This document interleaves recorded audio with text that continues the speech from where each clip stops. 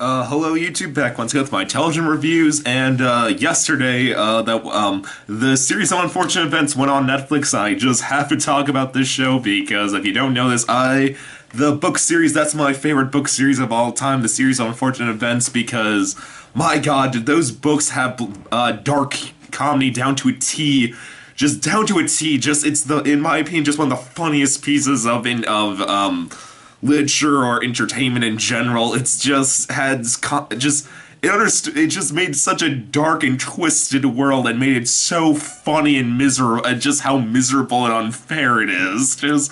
It was just fantastic. So when I heard Netflix was doing a television adaptation of it, I was beyond excited. Quickly, what I thought of the original film adaptation from, what was it, 2004? Or somewhere around there. When I first saw it as a kid, I hated it because I was just so confused watching it. I was just confused about everything they changed. I was like, wait, where's Klaus's glasses? Why isn't Mr. Poe coughing? Why does the end of the first book, why is that the end to the movie if you're doing the first three books? But I gotta say, over the years, as the years gone by, the movie has grown on me. I don't think it's great, but I think it's a decent adaptation. I mean, there are scenes that definitely capture the mean-spirited humor of the books, especially with that opening scene with the littlest elf. That was perfectly done. But that's besides the point. Let's talk about the Netflix series. And just know this is going to be a completely biased review because, like I said, I'm a huge fan of the original source material, and I wanted this to be as good of an adaptation as I could get. And my God, is this as good as an adaptation as anyone could hope for? Any fan of the books could hope for. It is wonderful because let me tell you, leading into this, I was going into this, I was cautiously optimistic. Well, first I was beyond excited when Netflix first announced they were making this, but after that, when they were starting to announce like casting out, they were like, Neil Patrick Harris's Count Off. I was like, yeah, okay. He was effectively weird and unsettling in Gone Girl. He can also be, I know it's very well known, he can be very eccentrically funny, so yeah, that could work. They were like, Patrick Warburton's Lemmy Snicket. I was like, okay, well, the man's got a good voice. I guess it will work. I don't know. Then when the first trailer dropped and they showed Lemmy Snicket's face in full illumination, or Patrick Warburton's face, I was just like, wait, they're showing his face? I really hope this is good. And like I said, it is good. This is a good as adaptation we could hope for. Going off the first episode, The Bad Beginning Part 1. It's just great. It's everything you could want for it. The first thing that hits you is just it perfectly captures the dry wit of the book. It's just the opening scene of Patrick Warburton as Lemmy Snicket, because personally I was nervous about Patrick Warburton as the casting, because even though I think the man does have a great voice, I was like, there is a certain elegance to this character, I don't know, and dry wit to him. I don't know if Patrick Warburton can pull that off, but he pulls it off great. Just starting the series with him in a tunnel, just lighting a match and just saying, like, just talking about how you should not watch this series is perfectly captures the darkness of the books. Not just that though, the production design itself. The production design is amazing. It's like it's what you would imagine. It creates a dark, hyper surrealist reality, kind of like a Tim Burton work. It's probably the best way to describe it. Just like so much color contrast, such weird, vibrantly bizarre world. Like they do just create that really weird and bizarre world that the books created, and the production design's great. So yeah, and like I said, from there it's as good as an adaptation you could hope for. It pretty much just follows the book straight up. At least this first half does. Like, it has all the big scenes you would remember. It starts off with the Baudelaires. They start off on they go to Briny Beach, where they are then told that their parents have perished in a fire. They're sent to live with Count Olaf, who is either the third cousin 4 times removed or fourth cousin 3 times removed. I'm so glad that line made it into the script. And they go there, he treats them awful, it ends with them making dinner for him, and then he beats the shit out of Klaus, and yeah, that's where the episode ends, and like I said, very straight up, it's very, one-to-one adaptation, like every big scene you would think what happened does happen, but it does work because it does just perfectly capture that dark and dry wit. Just for the fact, like I said, these books create such a dark and twisted and mean-spirited world, but it's always so dryly funny from beginning to end. Because the thing that work about this, well, let me talk about the cast. Just to get an example, the guy who plays Mr. Poe. Sorry, got the cast list up here. K. Todd Freeman as Mr. Poe. They make him so cruel in this show. Just the first scene he shows up. Oh, and thank God they gave him his cough. I was heartbroken in the movie when they took away Mr. Poe's cough. No, he has his cough. He has the cough. When he first shows up to the Bowlers and just tells them so bluntly and almost kind of cheerfully that your parents have perished in a fire that's consumed your entire home, and then he's just there, and just touches Sonny's hand. I was just slightly taps it like that. It's so dark and twisted. That one, he's just they have perished in a fire, and he's perish means deceased or killed.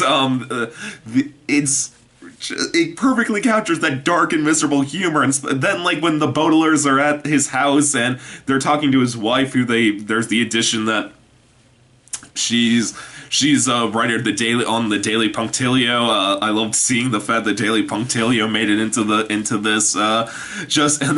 And they say these kids should be lucky. They made front cover. I just thought it would cheer them up, considering that their parents are dead and they're now orphans. And just seeing the Baudelaires looking like they want to burst into tears. It's such a cruel world, and that is the true humor of this series. The other things I really liked how they adapted from the books. The fact that they managed to get Lemony Snicket's narration down, because that was always one of the best things about the book, just him just explaining things and breaking the fourth wall, kind of. I love the addition of Patrick Warburton, just always standing in the scene, just dressed in an outfit that's appropriate for the area they're in, and explaining it how it would be done in the books.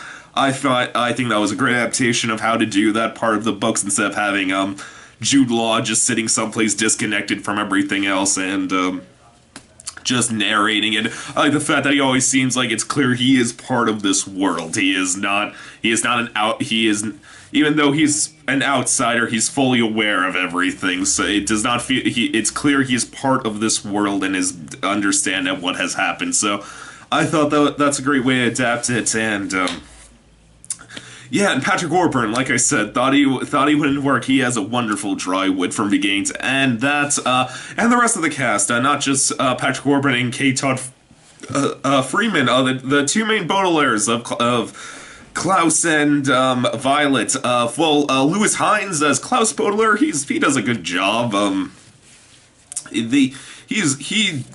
He does what you would want him to do. He always giving an explanation for what words means. I like the idea that I do like how they show he is more emotional than his sister, how saying he's the younger of the siblings, and they do make it clear that he's a little more emotional and much more unhappy about all this, while Violet tries to keep some more stiff upper lip to how horrible the situation is. And I thought that was a good contrast. But I gotta say though, Melina Weissman, is that how you say her name? Weissman? However you say it. As Violet Baudelaire, even though I thought Lewis Hines was really good, I think Melina Weissman just nails it. Just for the fact. I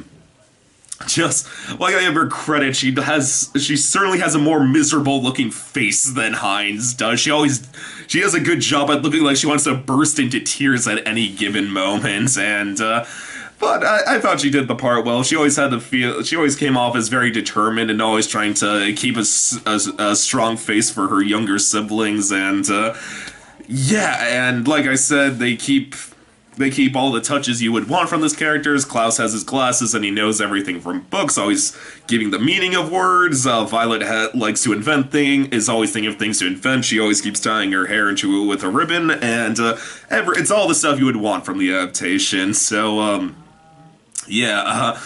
cast is great, and let's talk about the big one, of course, that being Neil Patrick Harris in the casting of Count Olaf. Like some, I was somewhat skeptical it could Neil Patrick Harris pull off Count Olaf, because I will say that was one of the better things of the film adaptation was Jim Carrey was a really good Count Olaf, and Neil Patrick Harris, he is really good. He doesn't it's not a straight up adaptation for the character like the movie, like not even the movie was a straight up adaptation of the character, because honestly I feel the character would be a bit too upsetting to have as your main villain for the entire series, considering he is just the worst and most hateful human being ever.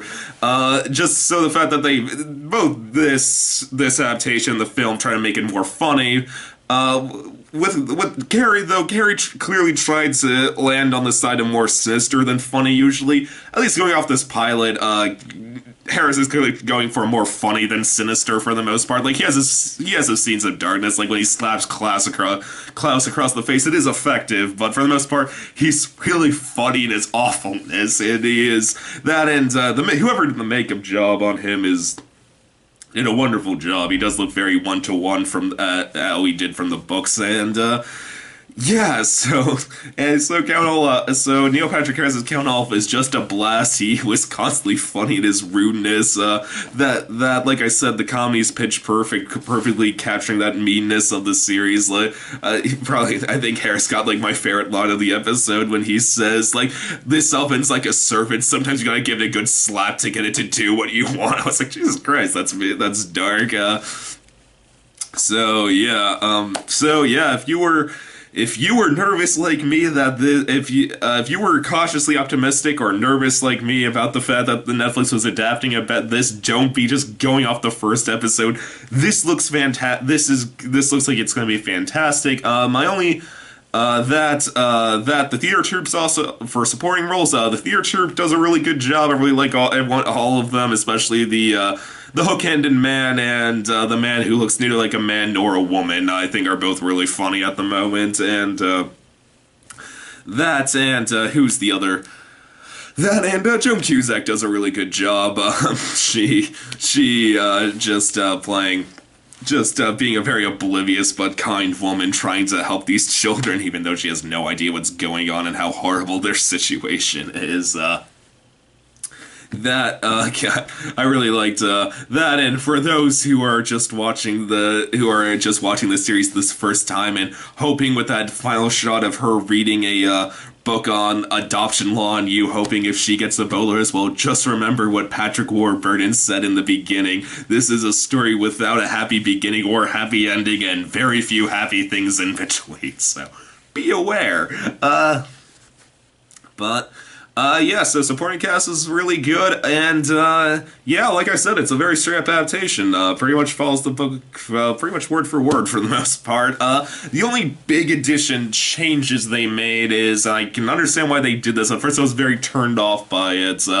They seem to put the lore of these books more front and center from the word go, and honestly, I do just kind of chalk that up to my guess is when Daniel Handler originally wrote these books, he didn't come up with the idea of VFD and the whole world build and the whole organization idea until he was about 5 books in. So unlike that, they are putting this more right up front from the word go. The only thing that really annoyed me was really angered me was the fact that they said volunteer fire department in like the first minute, because I was like, my god, I had to wait between the austere academy to the slippery slope to finally get that name, and whoever just watches that just gets it from the word go. So that just makes me angry. But yeah, the other big change is the end of the episode. It does something very unexpected. Like I said, they brought in the organization faster. They make it clear. It's also like the movie. Like, the big motif, it seems to be, of the organization, even though this was not in the books, is a spyglass. They make it very clear that the spyglass has the same symbol that, of the eye of the tattoo on Count Olaf's ankle, and that the tattoo of the eye on Count Olaf's ankle, and they're making it very clear that yes, there was some sort of organization that Olaf was once part of himself, but besides that, though, but besides that, though, the other big thing that was changed from the things that was added to hint further into how this is a much larger world is at the end of the episode. I did not expect this. Is there's a cameo from Will Arnett and Kobe Smulders, and my only thought was like, Jesus Christ, I didn't know Kobe Smulders was in this. Is there gonna be a How I Met Your Mother reunion on screen? But you see them both in the back of a van saying how we have to get to the children's, and you see that they're captured. And then in the credits, in the credits at the end of the episode, they say mother and father, and clearly they want you to think that they're the Baudelaire's parents. I don't think they are, for the fact that they didn't flat out just say we need to get to Violet, Klaus, and Sunny. They were just like, we need to get to the kids. So honestly, at the moment, I think they're Jeremy and Esme Squalor more than anyone else. And let me tell you, I'd be so happy if it turns out that Kobe Smulders is playing Esme Squalor for the rest of the series. That would be great. But yeah, so that's my guess. So yeah, like I said, though, this is as good as an adaptation as you could hope for. It has the comedy down as. It has perfectly adapted the comedy. The cast is fantastic, especially Harris, Warburton, Freeman, and Wiseman, and no, just the entire cast. The entire cast does a fantastic job with all their roles. Firstly, if I had to say who I thought that gave the best performance, I honestly think Wiseman actually gave the best performance.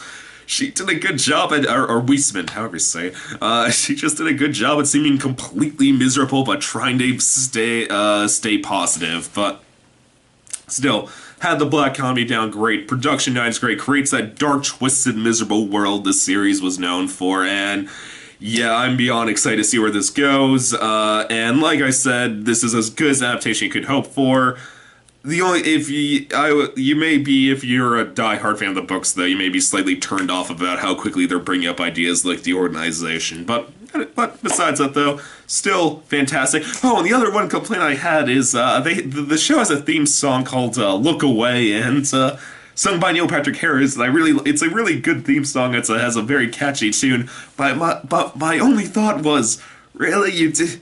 But why didn't you use the Gothic Archies song? We have a song for every book already. Couldn't you just use that? Still, though, that's a minor nitpick. Like I said, this is my favorite book series of all time. I've always wanted to see a good adaptation of it. At least going off the beginning, this is a fantastic adaptation of it. So yeah, if you're a fan of dark comedies, if you are a fan of the book, definitely go check this out. And I'll be back with episode 2 soon. So YouTube, please subscribe, and I'll see you next time. Okay, bye.